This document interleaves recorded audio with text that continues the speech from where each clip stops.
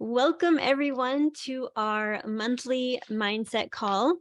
Each month, I'm taking the place of Bob's Shredders Unite biz call to focus a little bit on the mindset piece of Shred.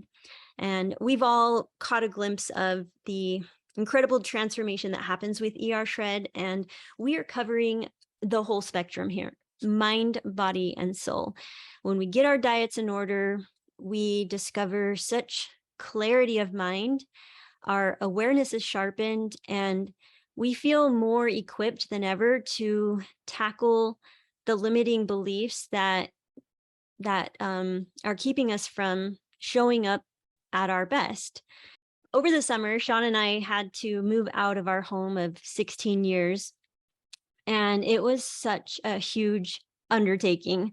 We had so much stuff that we had to sort through, and it was the result of being in the survival mode. We were in the season of life where we were having babies and raising babies, and it just left us little to no time to really keep things in order. And plus, we were in a phase of we just for some reason ended up accumulating a lot of stuff somehow, and I don't know how that happened, but 16 years of being busy and just buying too many things and then having to move out, you start to see, like, holy cow, how did we get so much stuff? And it literally took us 5 weeks to nonstop, every single day, all day, sorting through the stuff, getting rid of things, and it was just a lot of work. So but then when we got back to this house, I really, I was like, okay, I went on this whole rampage of organizing my home, and I was just doing one room at a time. Each day I would choose a room and I would just like do the entire room, just going through stuff, getting rid of a ton of stuff. I just really wanted to simplify and get my entire house in order. But then it came down to the garage. And the garage always seems to be the area where it's like last on the list and it gets the least amount of attention. But so with the garage, instead of like tackling it all in one day, I decided, okay, Sean, let's come up with a game plan here where it's not so overwhelming. And I said, okay, let's make a goal to just do 1 hour per week to focus on the garage. So yeah, that it just became a lot more doable, and it didn't feel so overwhelming. It's just very easy to do 1 hour every Saturday. And so it got me thinking, like, there's two options here when it comes to organizing your home. Option one is you can wait till it gets really bad and do a complete overhaul. Then everything becomes a lot easier to maintain because now you've got everything in order. But it takes a lot of energy and focus and discipline up front, but the maintenance becomes really easy unless you fall back into old habits of not putting things away right, in the moment, and just letting things pile up once again until it becomes yet another big project. Or there's option two, where you can make a goal to do a little bit each day, like we did with the garage. Instead of spending an entire day doing the whole thing, you can set aside 1 hour a week, or even just 20 minutes a day. So now, before I go into tonight's topic, I wanted you to think in your minds, or even write in the comments here, which one do you think is better, option one or option two?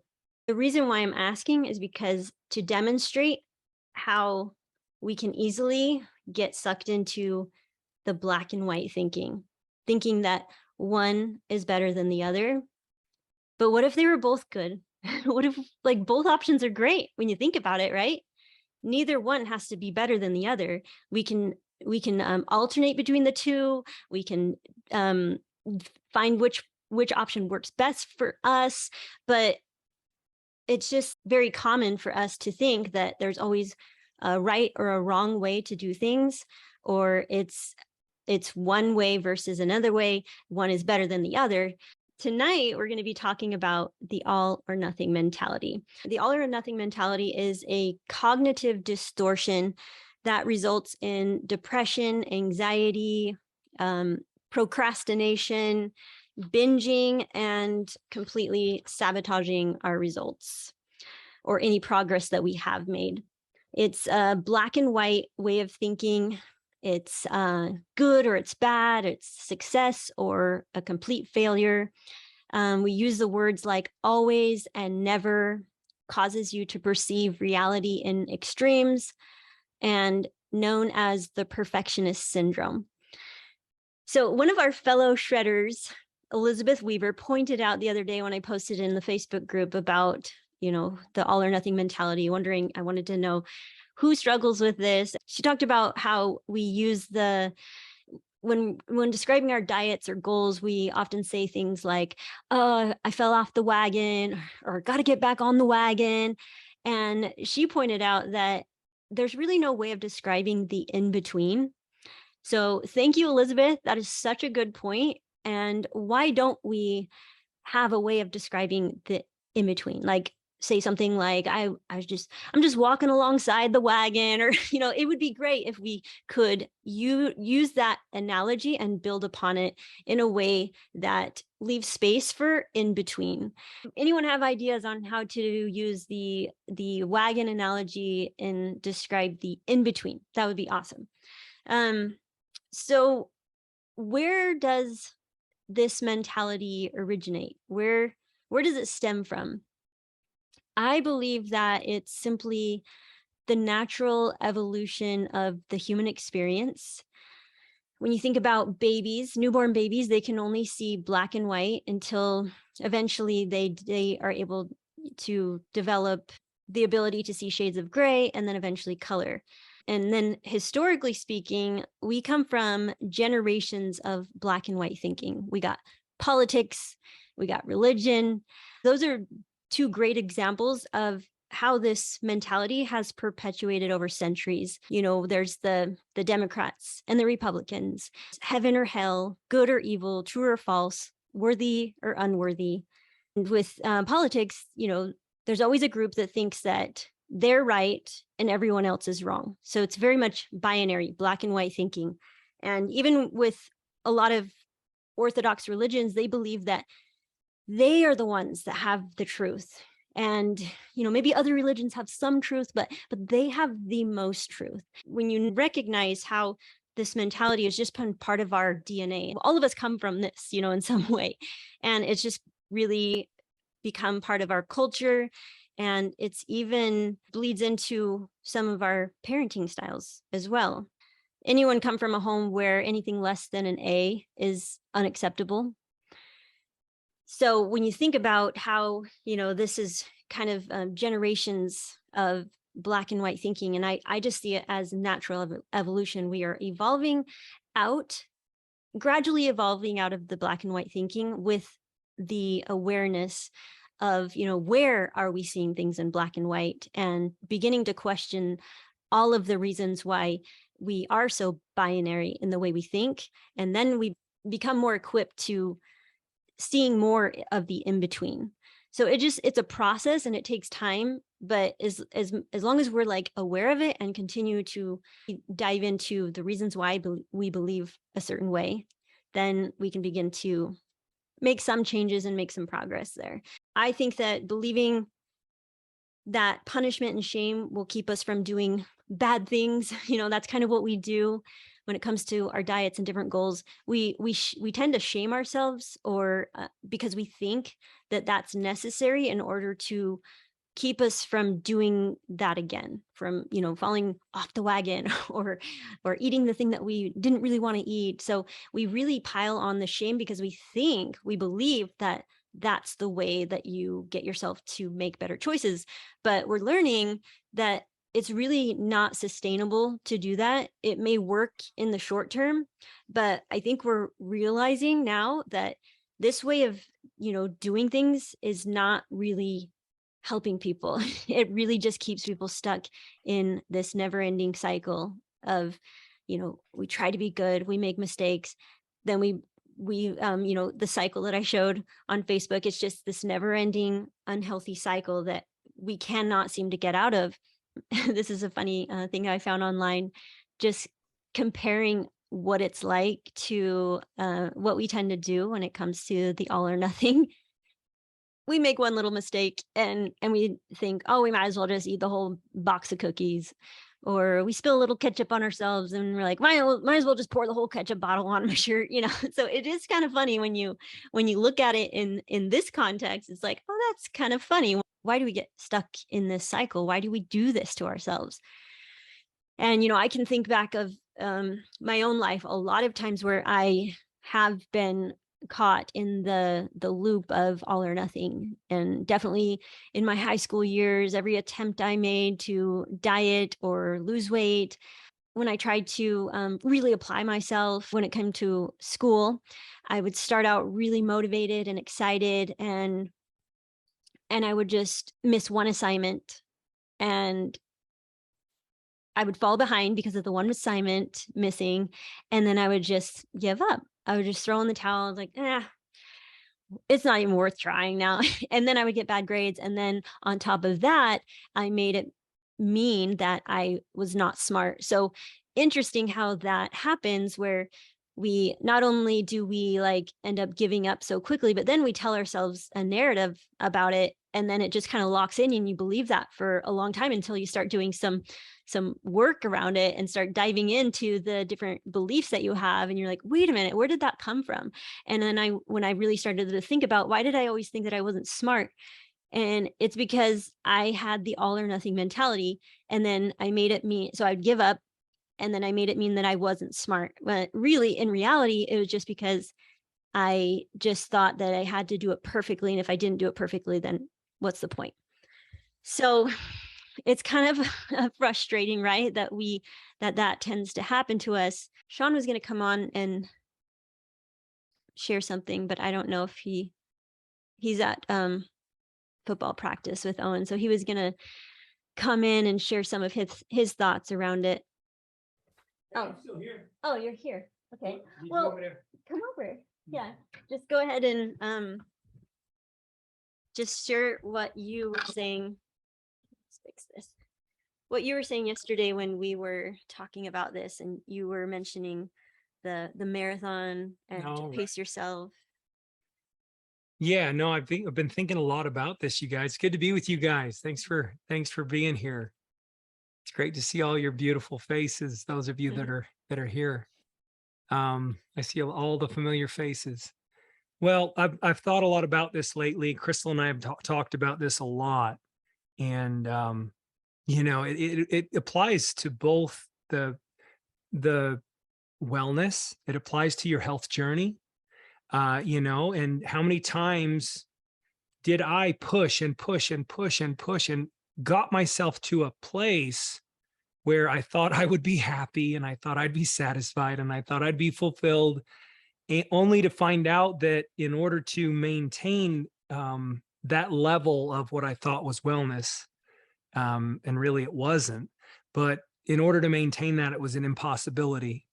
And as you're saying, Crystal, like, it's crazy how little things derail us. So many times I love fitness and I love being well. And so many times I would get to a place where I was doing really what I thought was great. And I was working out every day and I had energy and, I was kind of like with it and proud of myself. And then almost every time something would happen where like an injury would kick in, and suddenly, an injury hits me and I lose all motivation. And I don't think I had the mental fortitude to really cope with that. I would just go really dark and negative and sad. I didn't have the ability to process or to compartmentalize or to even sit with things or be patient. And I'm learning this, and it's the same thing in the financial end, with your businesses. With your businesses, I'm either, all the time, balls to the wall, as they say.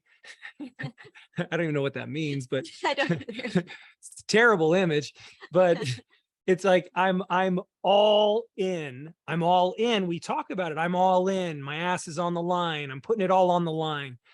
Or are we just, haphazard? And it's an unfortunate thing what we do to ourselves. It's really unfortunate. And Crystal, it's such a cool thing to have her do this because she's a wannabe. So Crystal, she always wanted to be balanced, and she thought she could be perfect at being perfectly balanced.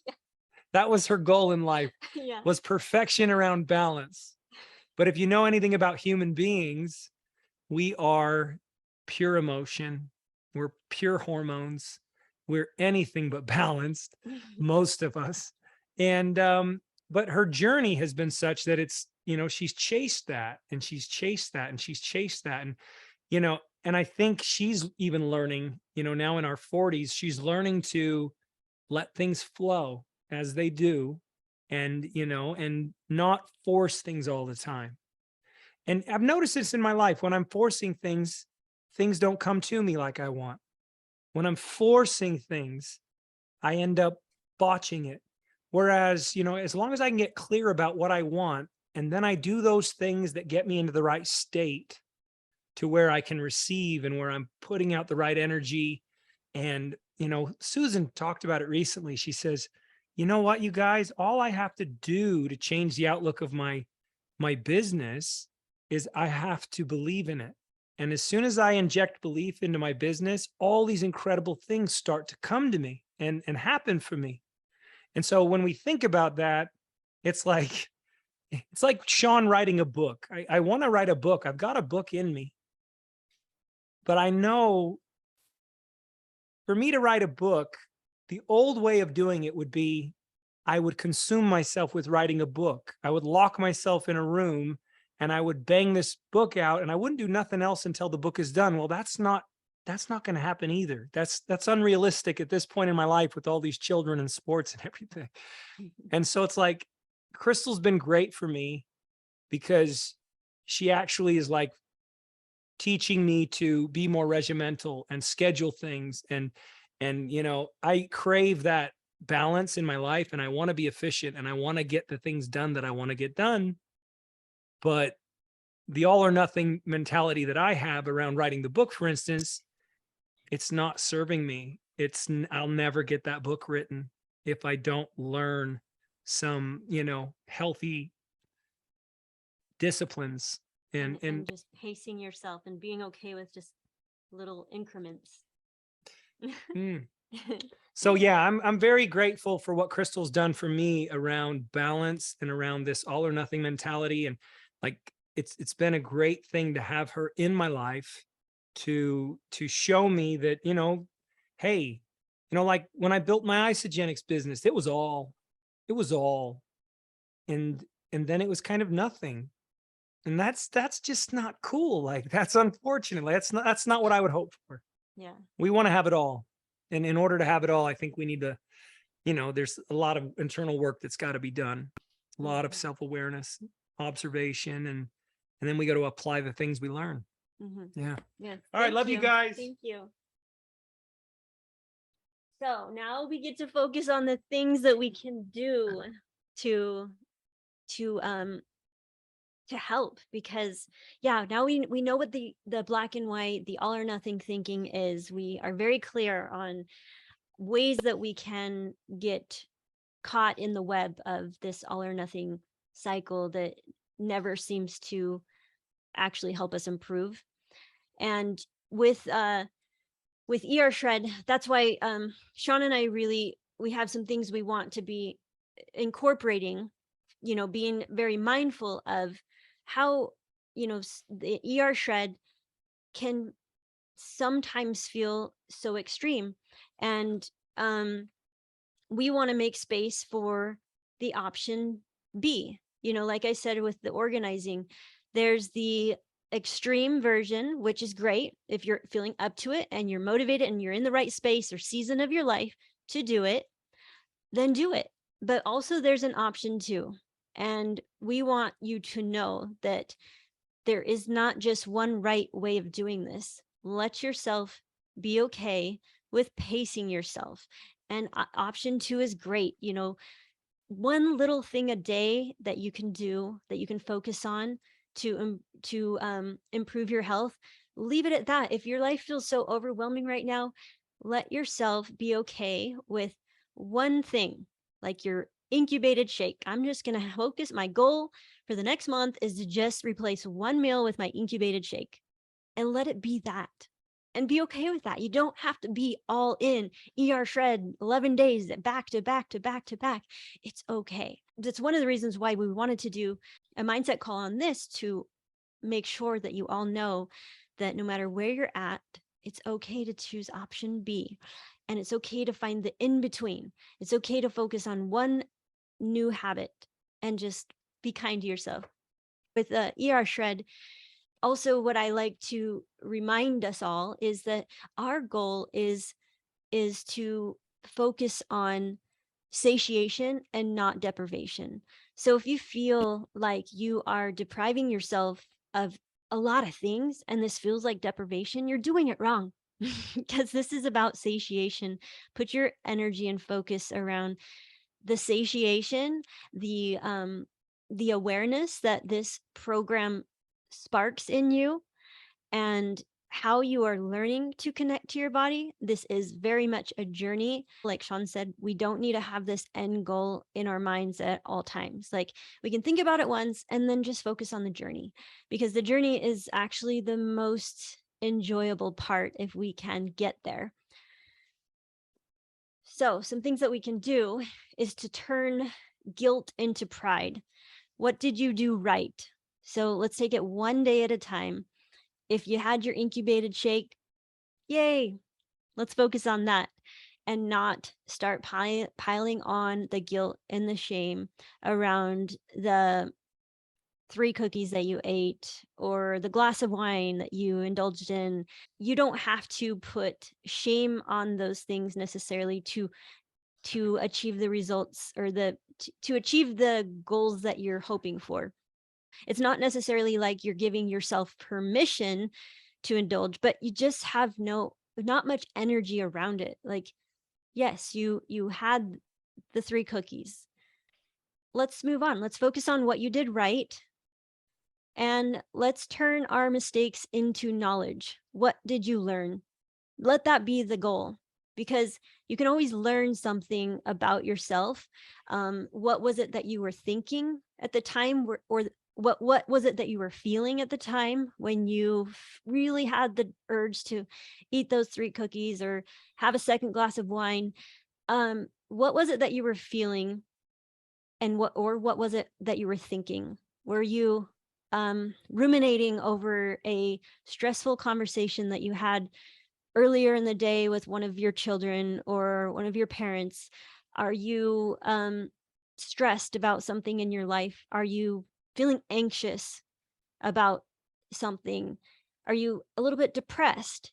And just acknowledging what you are feeling and thinking during those times where you feel like those urges are just so powerful. Just learn from it and start to question the thoughts and the beliefs that you're having. And that's, this is a very tedious process, but just let it be very incremental. We're not going to be like one extreme to another. We're making incremental steps. We're making progress, little tiny steps every day. So it's about I believe that, starting with the simple habits versus the complete overhauls can be the best place to start, because, like I said, option A or option B, they're both great. But if you don't have the healthy habits in place, then you're just going to be doing these 11-day shreds and then binging, then 11-day shred and then binging. So if you find yourself on that cycle, let's stop doing the 11 days for temporarily, and let's start focusing on small, simple habits that we can incorporate into our daily lives, like replacing 1 to 2 meals a day, or going without your whatever it is that is like your daily thing that you have. Just choose that. Like, maybe I can just go without that. You don't have to cut out all of the culprits or all of the carbs or all of the junk food,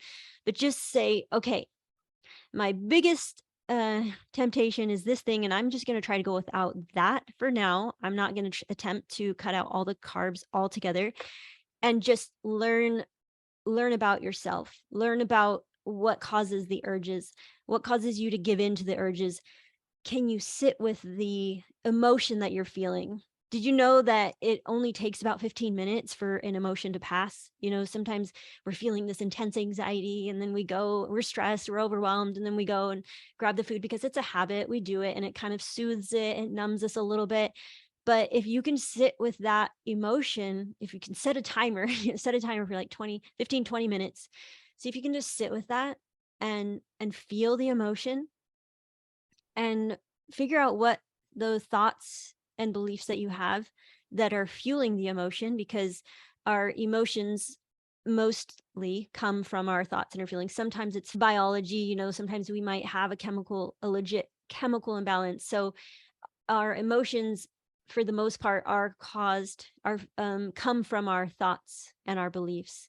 So if we can get to the point where we're able to question whatever it is that we're thinking at the time, or just even recognize what we are thinking. Sometimes we have an emotion, we don't even know what the thoughts we had that fueled that emotion. We don't even know. So if we can learn to identify the emotion, feel it full on, feel the emotion. Can you sit with anxiety? Can you sit there and just feel that intense, like, knot in your stomach, or even, like, can you go for a walk and try to burn off some of that anxiousness that you have?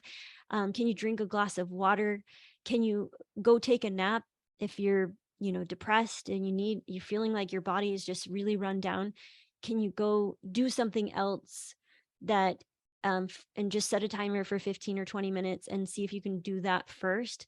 You'll be surprised to notice how these emotions do start to pass, and then you're like, oh, I'm not actually feeling this intense urge like I was 15, 20 minutes ago, and I think I can go without that cookie.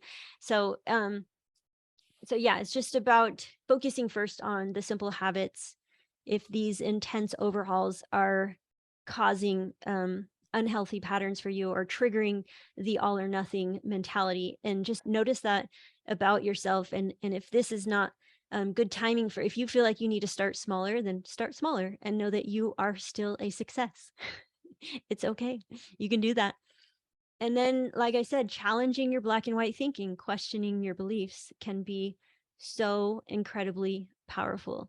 And sometimes we don't even realize that we have a certain belief. It could be something so little. Like, I was telling Mimi today, we were having a little chat, and I was telling her how I noticed this funny belief that I have, that I didn't really take time to think about it. It's just something that I do, or that I think. It's just, I thought it was just true no matter what. And so I feel like I make it a huge priority to kiss all my kids goodnight, or say I love them, and just, tuck them in or something.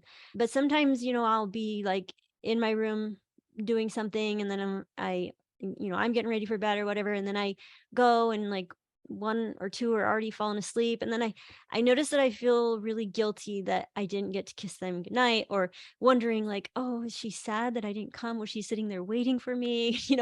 And it's just funny how something so little caused me a lot of guilt. And then when I had to look at that and question that, like, oh, wait, is she okay? Like, one night without me kissing her goodnight?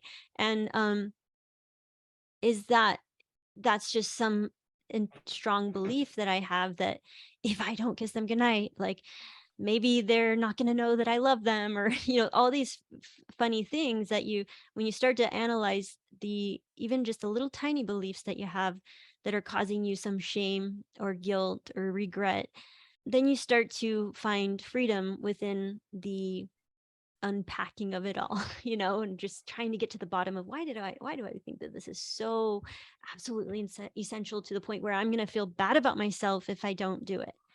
So getting to the bottom of it is really, really essential. I love this quote that Esther Hicks says often: a belief is only a thought that we keep on thinking. And that realization made me realize that I have the choice to believe whatever it is that I want to believe. And if I want to instill new beliefs or reinforce a belief that I'm trying to really believe strongly, is I just have to think about it every single day as if I'm going to the gym and trying to, exercise my muscles. You do something consistently if you're trying to, grow your muscles. And just like we go to the gym to grow our muscles, we should also be repeating certain beliefs, not so much like affirmations, because affirmations to me are different. Like, you can't just say, I am so beautiful, when you don't actually believe it. You need to start, you need to find like bridging beliefs. So if you're like so low and you just like don't think much, uh you don't have many positive thoughts about yourself, let's start small and just build upon that. You don't need to have these affirmations and look in the mirror and say, I'm so beautiful, if you don't believe it. But if you say, I have a body, my body works, I'm healthy, things like that, that you can believe, and try to build upon those. And then you practice them just like you would if you're trying to learn the piano and you're trying to get better at something and you want it to become natural. You want to be able to play the piano with your eyes closed. Like, that's how it is when it comes to creating new beliefs. Just repeat it over and over and over, and then add to it, add to it, add to it, and try to get it higher and higher and higher, to a point where you just want to continue to improve. That's really what it's all about. You don't need to go from one extreme to another, just little bits of improvement. It's about identifying the facts and the beliefs. Sometimes we actually think something is so true that it's actually a fact. But when you look at it, you're like, oh, that's actually not a fact, because the fact is something that everyone can agree on. So if everyone can agree on your belief, just recognize that it's not a fact. It's a choice. Like, you're choosing to believe that. If everyone can agree that the grass is green, then you can feel like, okay, it's safe to say that the grass is green. That's a fact, not a belief. But if you have a belief and it's so ingrained in you, and you think it's so absolutely true and it's actually a fact, but there's people out there that don't agree with you, that will just give you the awareness that, oh, maybe I need to question this. Is this a belief that I want to hold on to? Are there other ways of looking at this? Have I outgrown this belief? That's a good one, because sometimes we have these beliefs that we're on autopilot, and we don't realize that, wait a minute, that belief was serving me 20 years ago, but it's not serving me anymore. So I need to work on changing it. Like I said, identifying your current thought and belief, recognizing that your thoughts are what causes your feelings. The way you feel, stimulates an action usually, or inaction. And then it's something that you can see how your thoughts and beliefs are actually creating your reality, because you act in the way that you feel. So, Janelle, I'm going to go ahead and ask you to come on now. Thank you for being willing to do this. Can you guys still? Oh, I need to click stop sharing my screen. There we go. I did it, guys. Okay, Janelle, thank you so much. So let's go ahead and talk a little bit about what you were telling me as far as your all or nothing thinking when it comes to the ER shred and building your business. So we can just start with wherever you want to start and see how far we can get. Okay. Yeah, for me, the all or nothing mentality has totally been a block for me around sharing the ER shred and feeling like a true shredder. Because when I first came into the group, I did 2 shreds. It was amazing. I did it all perfectly. I had great results. And then, life happens. I've moved across the country, different things. And I still mostly live the lifestyle, but I've just felt like I have to do a shred again perfectly, mostly because I feel like if I'm going to share it with somebody, I have to be practicing what I preach. That's the big thing. It's more about authenticity for me. Like, how can I tell somebody to do these cleanses and eat all steak if I had a burger last night with a bun on it? So it's been a challenge for me to get out there and talk to people, because I feel like fraud. I feel like I'm not authentic. So that's kind of where I'm at. Yeah.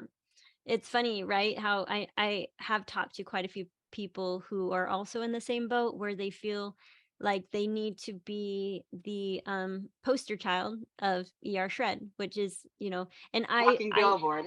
exactly. And I've even experienced this as well, especially after having babies and still, I was nursing and it took me like a good year to lose some of the baby weight. And I also felt like I can't be sharing about weight loss when I have this belly, and thinking that people are looking at me like she needs to lose some weight. And so it's funny when we project what we're thinking internally, we project that and think that others are also thinking the same thing. So that's one thing to identify is, isn't it interesting that you think that what other people are thinking about you? Right. And like maybe question that for a minute and think, what if they actually look at me and think like, wow, Janelle's just glowing, wow, she's just so vibrant, whoa, she seems to have a lot of energy, she seems really happy. Like those are the types of things that they could possibly be thinking. But instead your brain wants to tell you, they're probably just like picking you apart right now and expecting that you are supposed to be perfect if you're going to be sharing anything of use. That's how I felt also as a life coach. I'm thinking, okay, if I'm going to be a life coach, I have to be like so emotionally mature where I never react in ways that I regret later. And so I found myself just putting it off like, oh, well, once I figure out how to not react to my emotions, then I will be successful. Then I'm qualified to be a life coach. But I had to really do some work on my own brain and my own beliefs around that and realize that why do I believe that I'm supposed to be perfect in order to help other people? Like, Yeah. why do we believe that's impossible? I will never get to a point where I don't react to my emotions. I will work on them. We're all on a journey in life and we're all working on different areas. And so I had to really get clear on, okay, what is it that I do feel like I've improved? What areas have I improved? And is that something that I could help other people who are still struggling? Like, what is it? Can you find something in your life right now, some healthy habits that you've developed that, aren't perfect? You haven't got everything perfect, but what are some little tiny healthy habits that you feel like you've kind of, like you're good at that? You do that every day consistently. It's easy for you now.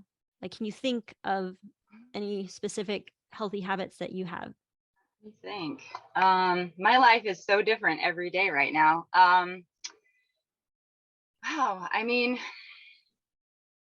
Do you make it a point to, I'm just thinking of things that I might know about you, like, do you get out in nature regularly? You make that a for priority? sure. Yeah, for sure. Do you do Yeah, some I nurture my regular? relationships every day. Yeah, I connect with my kids as often as I can.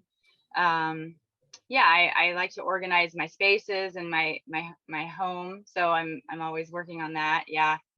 Um, I'm always writing down lists of the things I need to do to better myself and trying to journal. So yeah, there's definitely things. good. Yeah. And it's really just recognizing those things as something that you have to offer for other people instead Right. of looking And at plus there where are you're failing. isogenics. What? Plus isogenics has been a habit for 10 years. So I guess Yeah. even though I haven't done a certain protocol a certain way, I've had an isogenics product in my body every single day for almost 10 years. So That's consistency. Like right. when you think about that and you allow yourself to be proud of, wow, I have done this for 10 straight years. I haven't gone a day without my shake. That's awesome. Like not everybody can say that they have stuck with something for 10 years. Aside from this visual of what you believe you're supposed to look like, if you let that go and remove that from the qualifications that you think that you're supposed to have. Like, okay, in order to be somebody who can share isogenics, I have to have the perfect body. I have to be completely healthy, which that's impossible. Like, Right. I've been talking to so many people in ER Shred, and even Sarah, she was saying like, right now I have an injury, you know, and this happens. So we're going to let these things that come, that we're faced with in our lives, which is an injury, a health challenge, aging, like all of this is going to come our way. So if we chose to put everything on hold every time we're faced with a new challenge, we would never make progress. We would never build our business. We would never share your shred. It's just, you have to recognize how you have this standard in your mind of what qualifies you as someone who can share anything, because there are things that you have learned from ER Shred, from, you know, taking the isogenics products every single day for 10 years. There's things that you have learned that have helped you improve as a person. So even just like sharing the fact that you did do an 11-day ER Shred, like, holy cow, I'm just proud of myself for doing that. That was hard to go off those carbs for a while. And it's okay that I'm having some carbs again, but just the fact that I did some 11-day ER shreds, I'm proud of that. And I can teach people how to do that as well. And then also, I think you're even more equipped because nobody wants to feel like they have this standard of perfection, you know. So if you are doing everything perfect all the time, that's just like, that's really a lot of pressure on people, you know. So Mhm. when you can show that you are human and that you are working on things every day, you're making improvements, you're more relatable. So Right. when we go back to the beliefs, you know, really start to take some time to identify the parts of how you've grown and improved as a person over the last 10 years, and see those as gifts, you know, as things that you can offer to other people, some things that you've learned by being consistent with the products for 10 years, by even doing the ER shreds when you did them perfectly. You know, it's like, that was cool. It's almost like running a marathon. You can even look at it, it's like, you don't have to be running a marathon every single month for Right. you to be proud of yourself. You can be like, wow, I ran a marathon one time. That's what I always do. I'm like, I ran a marathon one time and I'm still proud of it. That was 20 years ago and I'm still proud that I did that one time. So it's like, even just looking at it like that, like, I'm so proud of myself for doing an ER shred or 2 or 3. I did that. That was so cool. I'm going to help people do that. If they're in the space in their life where they want to do something really extreme, they want to do option A, I'm going to help them. I'm going to teach them how I did it when I did it. But if they want to do option B, I'm going to teach them how I'm kind of trying to have more of a balance and just focus on little healthy habits every day. So it's just really shifting your mentality and making it a daily practice too. Like that quote that I shared, a belief is just something that you keep on thinking. So if you take that time every single day to remind yourself of all these things, of how you are qualified and very much relatable, and all the things that you've learned from the different ways that you've tried things, like what did you learn from doing the extreme option A? And what are you learning now as you try to attempt more of a gradual, balanced, steady, slower pace? What are you learning with the option B? You know, how can you help people develop one new healthy habit every single day? And, you Right. know, it could be just that, where you don't necessarily have to promote the ER shred. You could promote what you're doing right now. What is it that you're doing? You're having an incubated shake every day. Like, why not start Right. with that? Like, what's wrong with that? That's just as valuable, you know, like people replacing 1 meal a day with a shake. Like, people will see improvements in their health when they make 1 or 2 a couple shifts in their daily habits, and something that's very doable. Like, you can help people, you know, that are not ready to do something so extreme, you know. So just Right. think of all the options of how what you do have to offer with the way you are living your life right now. Thank you. That's really helpful. Thank you very much. Well, you're welcome. And thank you so much for opening up about that, because I really know, as I've been talking to different members of our community, I know that that is very common. So thank you, Janelle, for opening up. And it's really helpful, because I think sometimes people think they're the only ones and that everybody else is just doing it perfectly all the time. And they're the only Right. ones that seem to be failing, but we're not failing, right? We're just on a journey. Let's try to do this again for the next mindset call. I would love to be coaching people to, for the second half of our call, so that we can dive into specific areas of people's lives that I know are very relatable for many members of our community. So let's do this again. And thank you guys so much for being here. This is a lot of fun. And I just want to remind you to just be happy with wherever you are on this journey. We are not expecting perfection, and we don't want to give people that impression that this is what ER Shred is about, because it's really not. And we want to make sure that everybody knows that.